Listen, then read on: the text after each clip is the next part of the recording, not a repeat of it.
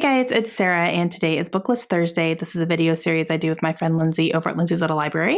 And every Thursday we bring you some sort of list or book topic that we feel like talking about for the week. And this week we are going to share some books that have a buzzword in it, and that buzzword is going to be strange. Just books that have the word strange in it. And when I was kind of going through my list of ones that I have read or ones that I was interested in, I found more than I thought I was going to be honest. So that was pretty cool. So yeah, we're just going to share that today. First one that immediately came to mind is one of my favorites, which is Strange the Dreamer by Laini Taylor. This is a duology. The first one is called Strange the Dreamer, and I absolutely love this book. This one is a fantasy, and it is following a librarian who is obsessed with this lost city. So this city is so far gone that people wonder if it even existed in the first place, or they think maybe it's a mythical place. They're not really sure, kind of like the whole Atlantis thing. And so this librarian is obsessed with this place, and then he ends up coming across a group who is actually going in search of this place. And like they fully believe that it's real and that you can get there and everything. And so he joins in their quest to go and find it because he is a quote unquote expert on this place. And it's just, this book was so good. This is another one that I would read again in a heartbeat easily. Just the scenery was described so beautifully. I could easily picture everything that was happening in it. And I loved the way that the story unfolded and all the characters that were brought in. And it was just fantastic.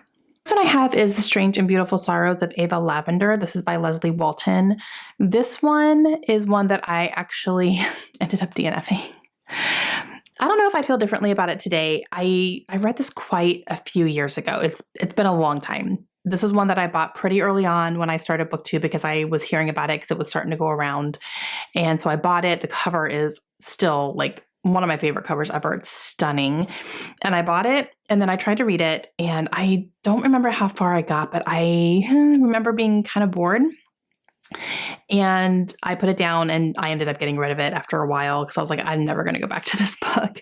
I don't know if I feel differently today, to be honest. It's not something that I would repurchase, but maybe if I got it from the library or something just to give it another shot, because I don't even fully remember what I read. I remember the storyline being it is about a girl named Ava Lavender who's born with wings. And that's all I remember. So it is a magical realism. Magical realism and I have an interesting path. I used to not like it at all. Anytime I would pick up something in magical realism, it was hard for me to get behind it. I'm getting more into it now though. So when I do pick up something that has magical realism, it's a little bit easier for me to enjoy it. So I think it's just one of those things where the more that I read it, the more comfortable I am with it. But yeah. The next one I have is Strange Weather. This is by Joe Hill. This is a collection of short stories. I think it's 4 stories, and it all surrounds some sort of natural disaster weather-wise. And they're all kind of horror-based because Joe Hill is Stephen King's son. And pretty similar writing style, I would say. I have read something by Joe Hill before. Not exactly like his dad, but in the same vein for sure. And this is a short story collection that surrounds some sort of natural disaster in some way, shape, or form. I haven't read it, but it had been on my radar for a while. The next one I have is Charm and Strange, and this is by Stephanie Kuhn. This is a book that I read quite a few years ago as well. I remember enjoying it when I read it. I'm very fuzzy on the details, but I'm pretty positive this one follows a boy who has a split personality disorder, and then you follow both of those and see him struggle with the 2 sides of his personality. And the last one that I have is The Strange Inheritance of Leah Fern. This is written by Rita Zoe Chin. This one is one that caught my eye when I was at work and I was shelving it. I'd never heard of it before, but the cover caught my eye because there's an elephant on it. I love elephants.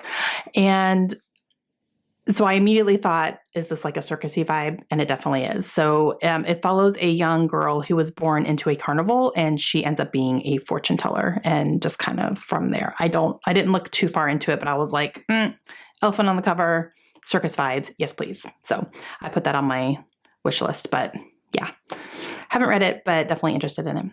Okay, guys, those are 5 books that I have either read or been interested in that have the word strange in the title. So let me know down below if you guys have any. that come to your mind that have the word strange in it. And make sure you go check out Lindsay's video today and see which book she's going to be highlighting as well. And we will see you guys again soon. Hope you have a great day. Bye.